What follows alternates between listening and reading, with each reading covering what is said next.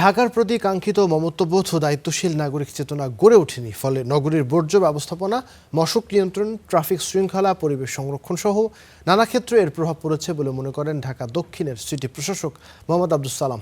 শুক্রবার সকালে রাজধানীর ঢাকার 416 বছর পূর্তি এবং ঢাকা দিবস উপলক্ষে ডিএসসিসির উদ্যোগে মাসব্যাপী ঢাকা হেরিটেজ সাইকেল র্যালি অনুষ্ঠানে এই কথা বলেন তিনি।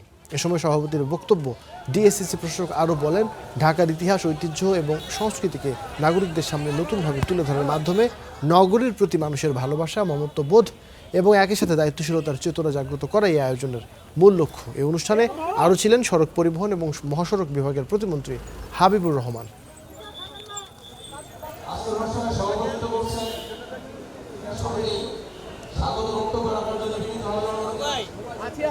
আপনার যত্রতত্র আবর্জনা ফেলবেন না, রাস্তা পরিষ্কার রাখুন, তাহলে আমরা অনেক কিছু থেকে, মশা থেকে মুক্ত হতে পারবো, জলজট থেকে আমরা মুক্ত হতে পারবো, একটি সুন্দর ঢাকা আমরা পাবো। আজকে সাইকেল রেসের মূল মটোই হলো, যে এলাকা দিয়ে যাবে সে এলাকায় এটাই স্লোগান থাকবে যে গ্রিন সিটি, ক্লিন সিটি আমরা চাই।